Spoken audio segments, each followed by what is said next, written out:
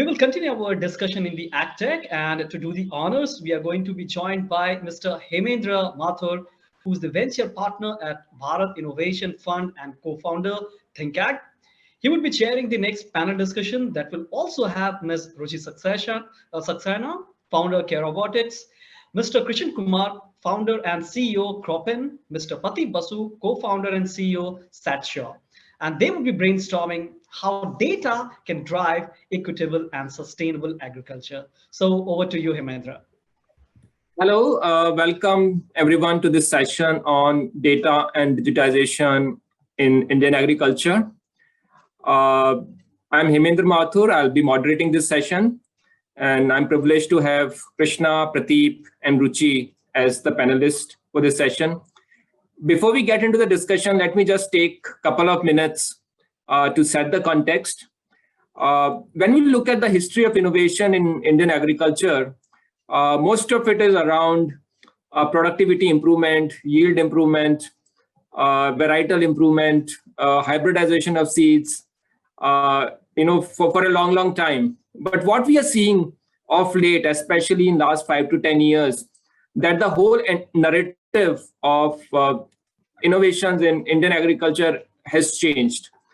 It has moved to how do we improve farm economics? How do we build farmer access to markets?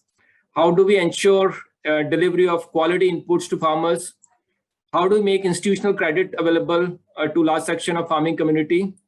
How do we build products around data and advisory for farmers and value chain members? And I would say a lot of it is driven by the new age AgTech ecosystem. And fortunately, as we speak, we have more than 1,000 AgTech entrepreneurs in the country who are driving this momentum. And if you look at one common theme across multiple innovation, that I would say is the digitization of Indian agriculture. That constitutes the core of many innovative models that we see in rural India, especially in agriculture. And that is what we are going to focus in today's discussion, how this digitization is changing the Indian agricultural landscape, how farmers are benefiting out of it, how these models are scaling, what are the challenges, what are the enablers, and what is the future of these innovative models.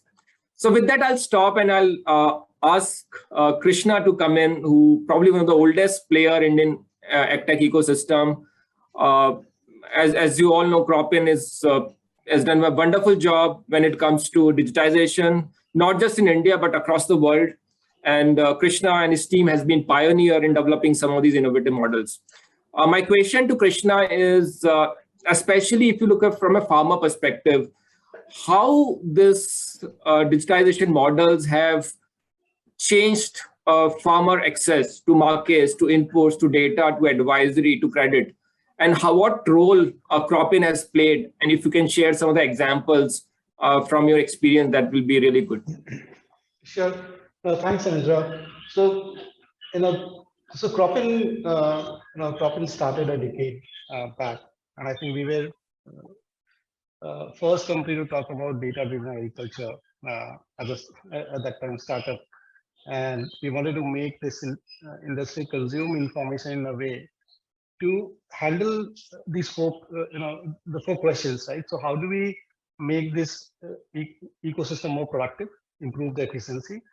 How can we bring predictability in this crop value chain, right? So because agriculture is very, very uncertain because of sheer nature of it, right? So a lot of things depends on the weather, pest and disease, and when the farmer does the sowing, he doesn't know what will be the outcome till the time he does the harvest, and neither the different participant of the agriculture ecosystem are able to estimate that or forecast that. So how do we make it more predictable? How do we make it more traceable, right? So where is this growing? Under what condition? How do we bring help to the farmer to improve the quality of the yield from the same farm? So doing more with less.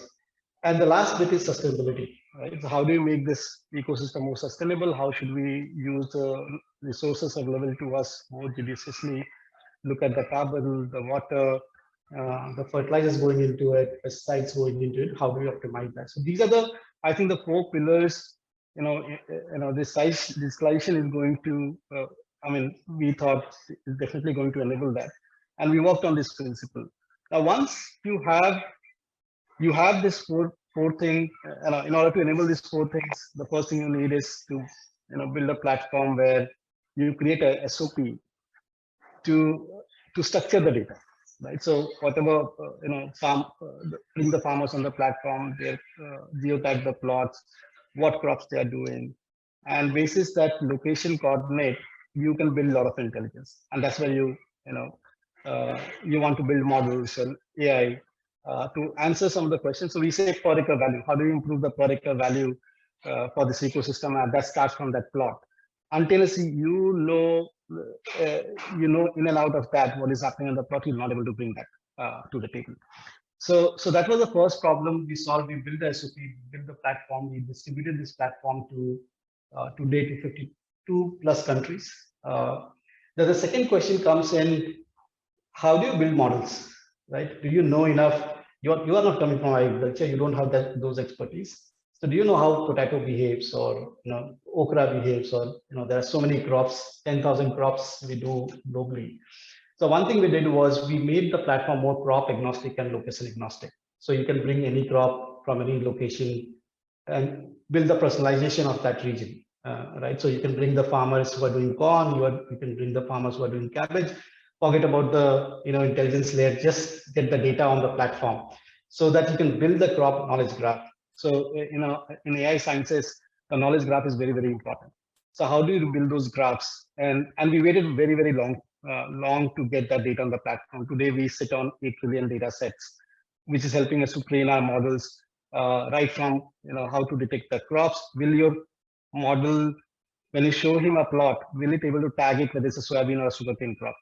Once he knows which crop it is, what is the health, what is his fertilizer requirement, what is the irrigation needs, where are the water stress, what pest and disease can happen in next 15 to 20 days, what yield you can expect, can you forecast that much before the harvest, right? And once you have this data set and you start, the system start learning about those crops. So the question which I asked earlier, do you know enough about the crop? This is how you solve. So today we manage around 400 crops, 10,000 different varieties of those crops, and that representation is from 52 countries. So you have a diverse data sets and samples to train your model and also export those models, not only which is working in India, but you can take it quickly to Kenya or to LATAM or to Europe, right? Now, so once you build this capability, now how you're able to influence an asset. So I look at, if you look at every farm is a factory and is producing something, how do you improve the efficiency? By influencing the practices which they need to follow, which happens to our partners who are trying to engage with the crop value chain, that what should be spacing between your two seeds, when do you do the roguing, and various other practices which has to be adopted over periods of time. And that SOP goes to the farmer at the regular interval of time which they adopt. The model start looking at for every plot which is on our platform, and we have got more than 16 million acres on the platform as of today. Every plot is uniquely treated, and it runs a model that what disease you can expect basis the condition which you are seeing today, that in next 15 days that can occur, and we give the probability to it. And we have developed around 70 critical crop diseases which basically impacts the quality and the yield of 80% of the crops, right? So we looked at those, we built that model, and now we are delivering to the farmer much in. So you are not waiting for the disease to happen and then you put the pesticide. We are telling you much in advance that this will happen in next 15 to 20 days so that you can take those actions. So you are safeguarding the crop losses, which is in tune of 35 to 55% during your sowing to harvest, and pest and disease, which make a lot of difference, or the extreme weather climates, right? So whether there is a frost attack happening, then what should the farmer doing? And if you know in advance today that tomorrow morning there is a frost attack and your potato can get damaged, you will say that is sprinkle water in the evening to take on the stress which will come in the morning, right? So you are very, very proactive because you have built models which are watching your farm when you are not at your farm, or you are not able to see the future, right?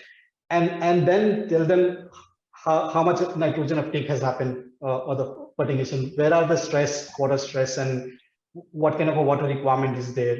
and then predict the yield in advance for the crop value chain players to understand what is the volume prediction or the yield potential of that particular variety in that particular region. So that's really helps the farmer and the people who are attached to that asset. Now, once you have done this, you understand the risk of that particular asset in that region, and you don't only know the risk on that, but you know the risk on the 8 trillion pixels which you have trained to train on fraction of data sets. So I'll say you have 0.5% representation of global arable data, land where the farming is happening and the number of crops we are growing. So when you do the calculation, Cropin on a platform has 0.5% of the representation. And we use that to train our models and build a knowledge graph to predict 0.33 billion hectare of land, which then impacts, we have intelligence on more than 103 million farmers land where they're doing the farming. So we can influence the outcome of those land because we have now built the capability to process that. And with 5% of those representation of data, you can actually predict the 1.4 billion hectare where we do the farming across all those farmers are doing the farming, right? So once you build this ability to build the risk, you are now able to see through not only the farmers who are on your platform, but then you are able to do a regional analytics because you learn from that data set, but now you have a capability to predict the whole region or a state or a country. And we recently processed Bangladesh.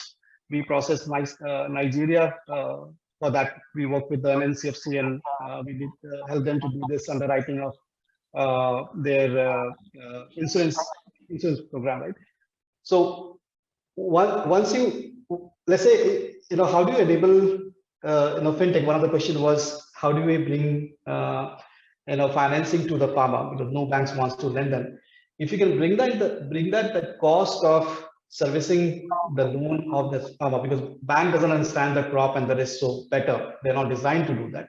But what you have built over a period of time and the crop knowledge graph which you have, if you can offer to share with the bank that this is the asset you are trying to underwrite, this is the potential of this asset, this is how it has performed in last 3 years, and this is the forecast performance of the current crop, he's able to underwrite it better at the lower cost, because in order to get that information, he will be spending much more than a couple of dollars on top of it, and then monitor those assets. So if you solve for this piece, you are able to go, you build your market linkages, you build your input side of your optimization or the financing side of the. That's a great question, and really very, very big numbers, and really happy to see that you are impacting.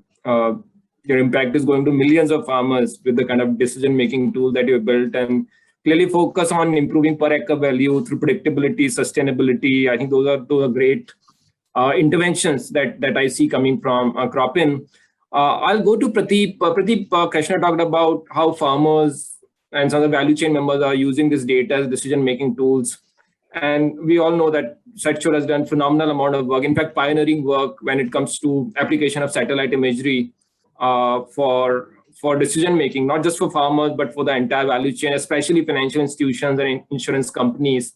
So just tell us from your experience, how your interventions has helped the bank to lend better, an insurance company to design a product or assess risk, and in general, what impact it has created on the ground for farmers.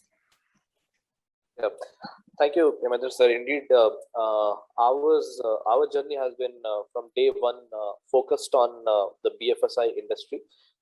So just for everyone's sake, Satchur is a 4-year-old startup. We started in 2017 with the key aim of bringing satellite-driven intelligence to improve the decision making in enterprises. As it happened, BFSI was our target customer. Now, to give an example of what we are doing for banks and insurance companies, so there are multiple levels of it. See, let's start with insurance, because that was the first adopter of geospatial tech in India. So, excuse me. So, for example, Krishna mentioned about the MNCFC project. So while there were guidelines of using satellite imagery, drone, IoT, very vaguely written, but under the pilot project schemes of funded by Agriculture Ministry, MNCFC worked with a few startups like Cropin, Satshar, and created the basis for doing the smart sampling, for example. Now that was a proof of, I would say, excuse me, that was a proof of belief that the central government was supporting startups using such technology, and that led to insurance companies also taking up services from them. However, to my chagrin at least, most of the insurance companies would be looking at reactive risk management. That is, when claim has come, then provide as a service. That was primarily driven by the fact that the insurance product in India was already created by government. The entire operations around it was very bureaucratic, like a subsidy scheme. So we started working with insurance and reinsurance companies on both the PMFBY, which is the National Crop Insurance Scheme, as well as the customized parametric insurance scheme. Now this is where your entire data analytics capabilities comes in. So if you have to underwrite the risk and do it for a specific crop value chain, and the pricing of that risk will be different in different parts of the country, those are all data driven, and those require not just basic remote sensing indices data. It has to be based on something that is a very near accurate physical interpretation of what's actually happening on the farm. So in order to do that, we ended up building things which we patented, like the daily farm level soil moisture data, which could be used for underwriting because we have a long time series for it. Similarly, we started working on innovating on the business model fronts as well. For example, loan insurance, where a bank or a financier is essentially covering two EMIs, which may not be paid by the farmer or a group of farmers like FPO in the event of a climate-induced default. So ascertaining that and pricing that both happens through the technology platform. So this is like some of the innovations are not only happening at a technology level, it's also happening at a business model level. Similarly, we were probably the first company which started working in the banking sector, and the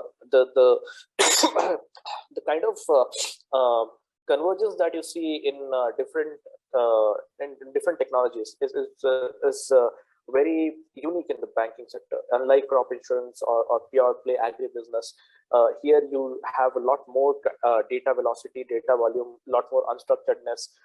And while our initial use case was post disbursement monitoring from a collections point of view, to get to the level where you can score a land, rate it on different parameters, and the banks can use that as a supplementary report, at least, if not the primary, to lend. That has definitely happened over a period of time. So when you look at the impact that we have created, now we don't count that, to be honest, and the number might be very small since the farm report is a fairly new offering that we have brought in. So not more than 1.5 lakh, I would say, new farmers would have got loans of using it.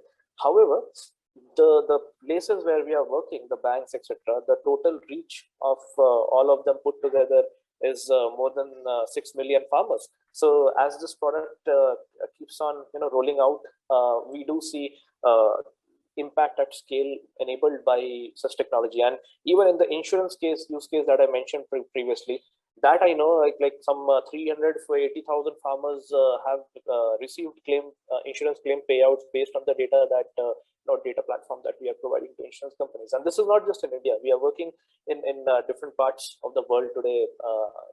We are operating currently in 8 countries, and data and data insights both are equally important. Today, it's a no-brainer. Every organization wants to have it, and we are taking it one step further. We are not just providing them some BI reports and all. We are having a suite today of product which integrates into the business work processes of these and workflows of this organization, so that the transition from being a traditional company to a data-driven company is seamless.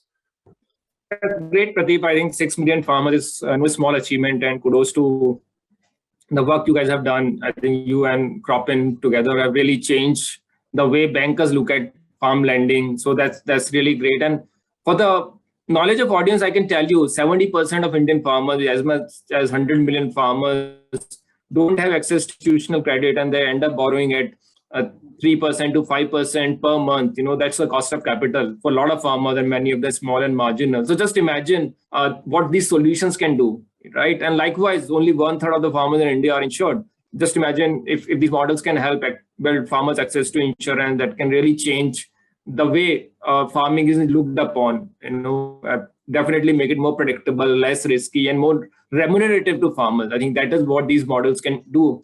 And here I want to bring Dr. Ruchi Saxena, who has a lot of experience through care robotics.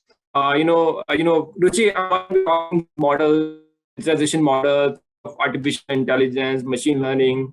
Both Prateep and Krishna's masters of it. They built some interesting tools. And on another hand, we have 150 million, 120 million marginal in India. Globally, there are 500 million small and marginal farmers. So that's a large number. So how do you see, how these solutions, move out of Bangalore and Silicon Valley and reach out to remote areas of India and Africa and Asia? How do you see those models getting to the farmers, and what change that we need to bring on the ground so that the adoption goes up? Thank you very much for having me here, Hemendra, and thank you for conducting such an awesome session. Thank you, Krishna and Prateep, for sharing your stories. Kudos to you. You've been doing an amazing job. So pat on your backs for that. And I really, really admire your companies for doing such a thing. About my background and where I come from, I have been an ardent traveler and learner. And I have traveled across the country and out of my country for various projects, such as for disaster risk reduction and for implementing public health models. So wherever I travel, I tend to interact a lot with farmers. And this has been a steady observation, even if I travel within Maharashtra or Odisha or West Bengal or Nepal or any other country in the world. These farmers probably don't even have the soil sensors, which are so easily and cheaply available on Amazon these days. They do not even have the basics in their hand.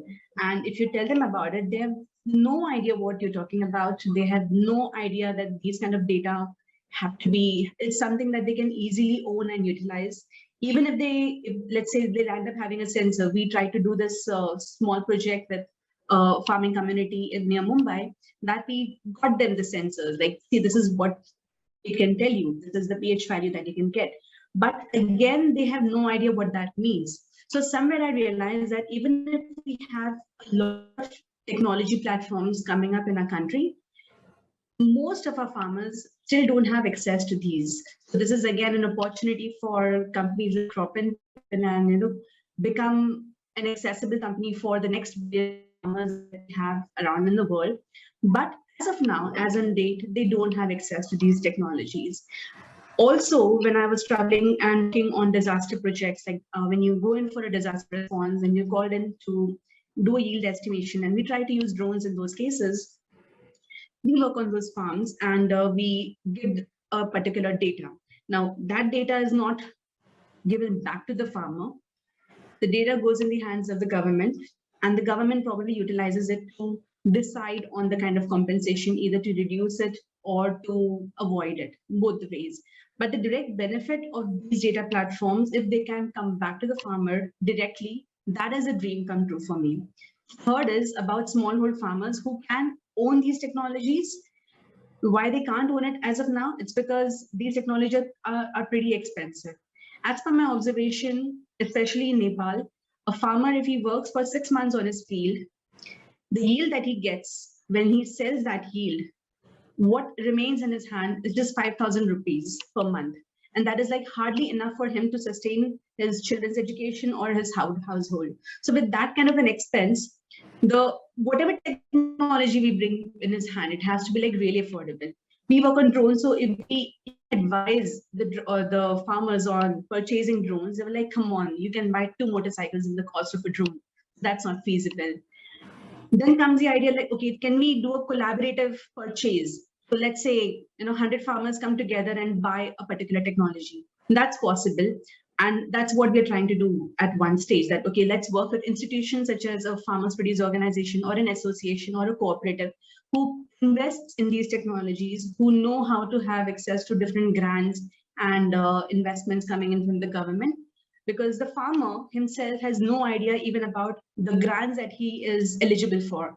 Now, this is again an example from a tribal community that we were working with. They had no idea that there are certain tribal grants available for every family, which is up to 5 lakh, in which he can buy himself a vehicle or a tractor or a machinery or something that he can, sustain his agriculture. So it took us 3 years for them to even understand these policies, approach the government and get 3 lakhs out of their pockets for their family. This is the cycle that we realized. So one is about sensitization, awareness. Second is about capacity building, the local capacity building, so that we don't have to depend upon engineers or technicians or drone pilots from Mumbai, from Bangalore, from Gurgaon to go and travel to these villages to do the drone flights. It is very much possible that we can train local talent into taking up their own responsibility and solving their own challenges. That's the second part. And third is about the data itself. So is it possible to have open data solutions wherein the data is openly available, whatever we produce, so that the farmer at least doesn't have to pay to learn about his own data?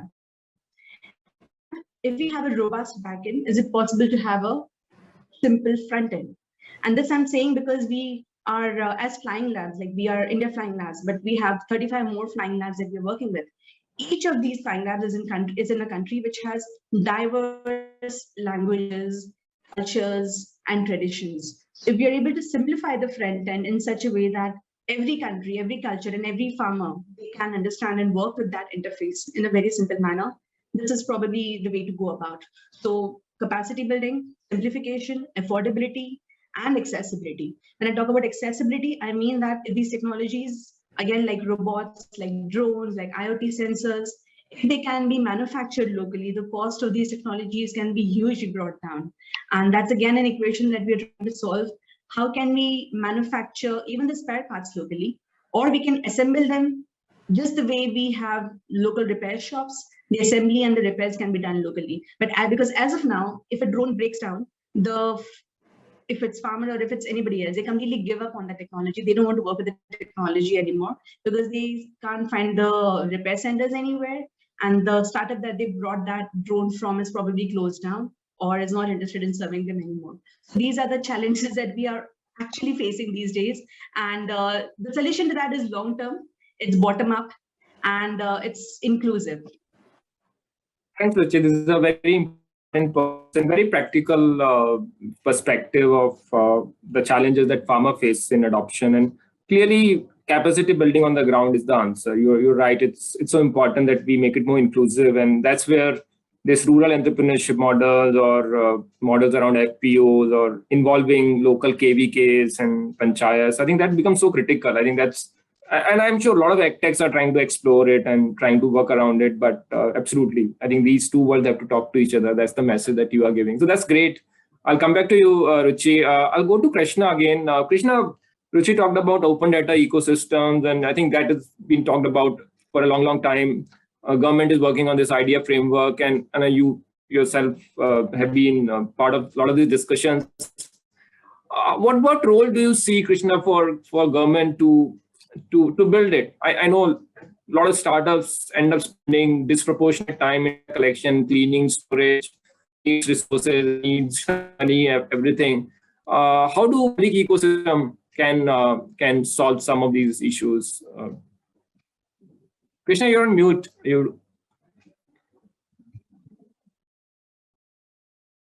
So I think government should open up the data. And I strongly believe they should work on this land digitization.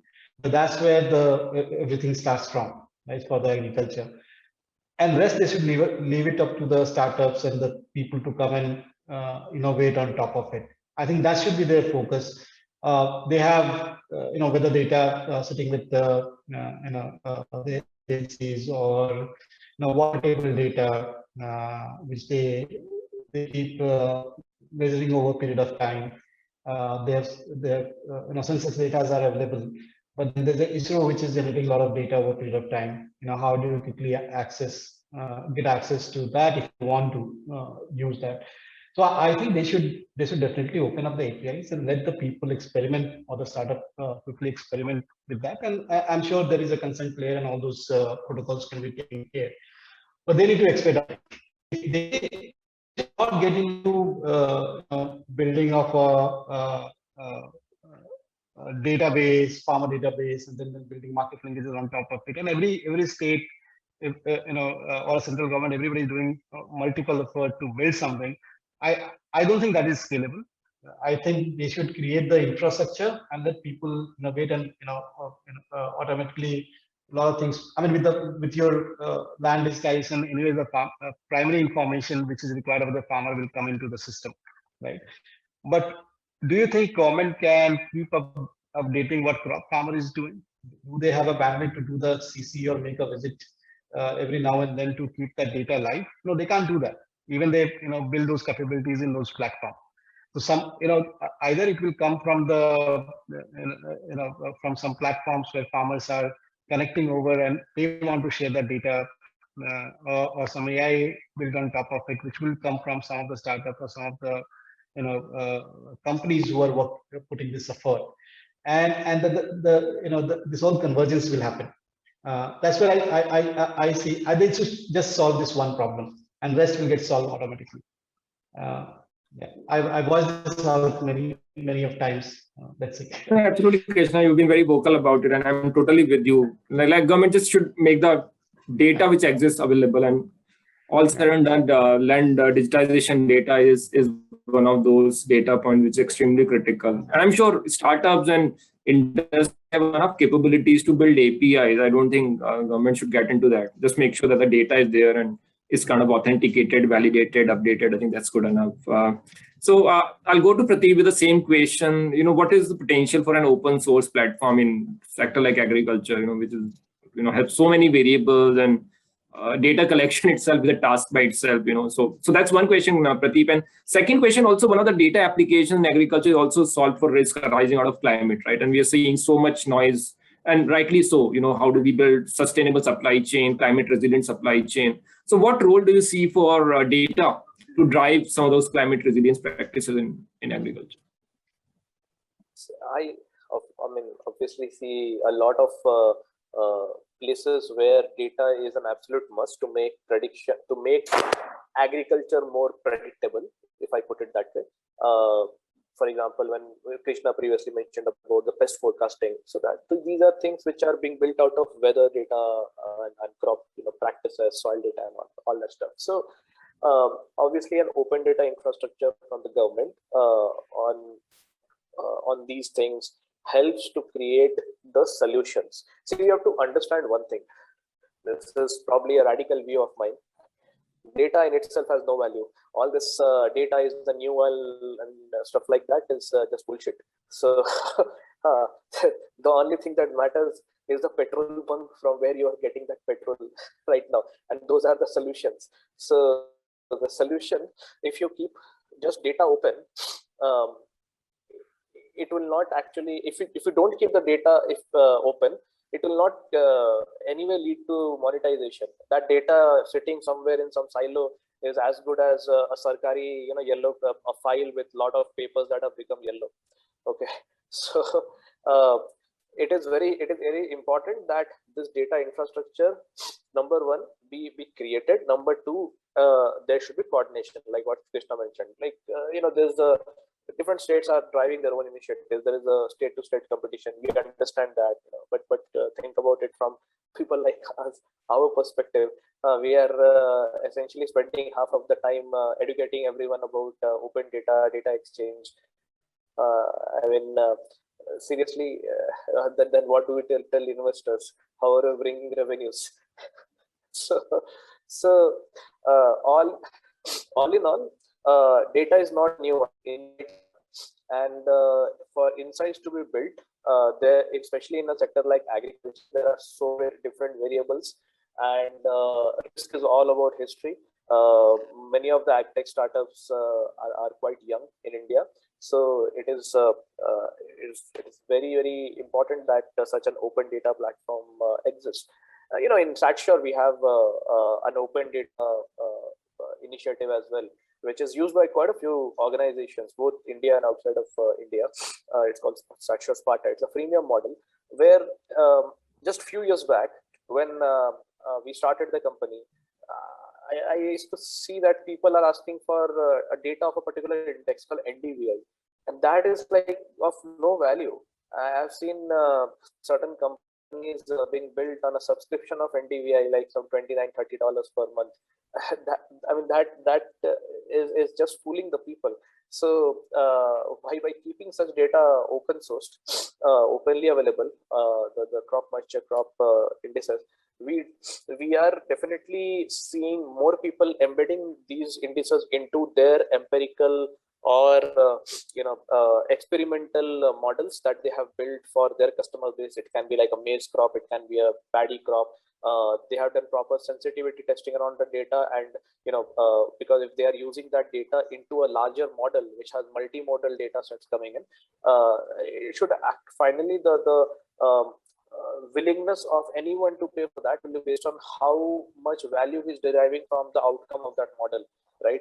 Not on the individual data. So one thing which also is a challenge is, despite keeping data open like what we have, again, half of our time is spent in explaining people how to use it. So there are two things which are absolutely required, not just the open data infrastructure, but also a lot of content creation around the different applications in the agriculture sector. Otherwise, if both are not put together existing, that even if you open the data, it will just be there. People don't know what to do, because people are especially in a country like India, we are spoiled. We have been a service-oriented country. They want everything to put on a platter. It's like a typical Indian child phenomenon, where they expect their mothers to serve everything. They can't make out their own dish. So yeah, I have given a lot of different metaphors. I will stop here. That's my viewpoint. Thanks, Pradeep, for a very straight talk, and that's what we need. Indian agriculture doesn't need diplomacy. I think we need to be very upfront about the issues that we see on the ground. And you're right. I think you, Krishna, myself, and the whole ecosystem, half the time is education of everyone. Why this data is important, how to use it, and all that. I know that's a lot of work. Ruchi, coming back to you, you heard Krishna, you heard Pradeep, and I think both of them have been very, very straightforward in terms of what are the challenges and how do we solve for it. Do you see a role for policy? That's my question, especially state governments. That all said and done, state governments control agriculture. So how do we constructively involve them? One is clearly what Krishna said, digitization of land records, and what Pradeep said, can they make it open source and we can build some APIs on it. But what else can a government do? You're right, Hemendra, in saying that there is a lot that government can do over here, especially in leading this from front and keeping their values grounded. Like what exactly are you trying to do? Which problem are you trying to solve? And how do you include everyone in that ecosystem, including the startups who have invested a lot of the time and effort, who have investors on top of their heads, I'll say, always behind them, that when is my next $1 million coming to me? So they always have that stress in their mind to become the next unicorn. And we have to understand that and appreciate that they have come a long way in their journey, and they also need to be accommodated in this. But coming back to the point that whom are you really solving for? And that is the farmer. And we are talking about not just a few farmers who have that money to invest in technologies. We're talking about every farmer who grows crop for our country or for other countries or for everyone, and who needs to have an equal chance of being represented wherever there are profits being made, or wherever there is a better way of doing agriculture. And here we're talking about equitable. That's one word we have on this panel today is equitable and sustainable. So to make it equitable, government has to step in. They have to invest in technologies, in platforms, and at least getting everyone together. So as you said that educating the farmers is like one big task it has to be done by someone, and that someone can't be the startups who are actually developing the technologies. Their job is innovation. They should keep on innovating, but there has to be somebody else who does the job of educating, of community engagement, of doing an inclusive development, of bringing everyone together on one platform, conducting those meetings, conducting those awareness programs in local languages, in making them understand that this is important for you and why you should be doing it in this particular manner. Said that, I know about many companies who are even approaching me where they want, let's say, certain data to be collected on certain farms. The farmer does not know about the technology. They would be randomly approaching those farmers and going and collecting the data from them. They had not sensitized the farmer about what drones are and what exactly it will do. It's just about going and talking to them that we want to fly a drone on your farm, and they'll be okay with that. Go for it. So this means that there is a data being collected without somebody's knowledge. There is data being shared within the country and outside the country on servers that you don't have any control on. The analysis will be used by somebody for whatever reasons, and that ultimately would make somebody else richer at the cost of our own farmer. So keeping that in mind, policies have to be made right away, wherein data protection, data security, and equitable and fair use of data has to be spelled out by the government. And we have played a very small role, I would say, in at least triggering these questions in the minds of the governments, the authorities, and the policymakers or the advisors to those governments. Example, like being on panels like NASCOM, who play a very important role in policy making happens in triggering these discussions that, okay, let's talk about this. If nobody is talking, let us talk about it. Let's trigger the discussion, because somewhere that change would be made. If not today, then tomorrow. And we've been fortunate to be on roundtables, like on ethics committee, on AI committee, and stuff like that, wherein we do our bit of at least putting the right questions. And then the whole discussion goes around that, and somewhere the answer comes. But if we, as collectively, as an industry, if we go for it, like we create parameters, we create code of conduct, we create guidelines, we create policy frameworks, then it will be easy for the government to work on those policies. Absolutely, Ruchi. I think what you mentioned is very important. I think data governance policy, and I think for that also to happen, they should probably consult data privacy. There's always a trade-off between privacy and the potential benefit it can accrue to farmers. And you are right that farmers shouldn't be used as a data point. It should benefit out of sharing the data, right? It shouldn't be used for someone else. So I think these are very, very interesting points. I don't think we can conclude this discussion in 40 odd minutes. I wish we had more time, but unfortunately we have to conclude since we are constrained for time. So all I can say, thank you very much to all the panelists, Krishna, Pradeep, and Ruchi. You brought out very, very critical points, and very openly and frankly. I think that is very important to build the dialogue further. And I really request the NASCOM team to think about it and probably engage more with startups and the government and see if we can build some solutions which are more inclusive, more holistic. So with that, thank you very much, and thanks to NASCOM for organizing this webinar. Thank you. So the one word that came to my mind was supercalifragilisticexpialidocious, or simply said, wonderful. The kind of discussion it was indeed wonderful to see the power of data and how it can actually revolutionize the entire agriculture industry. And thanks so much, dear panelists, for that such an enriching discussion.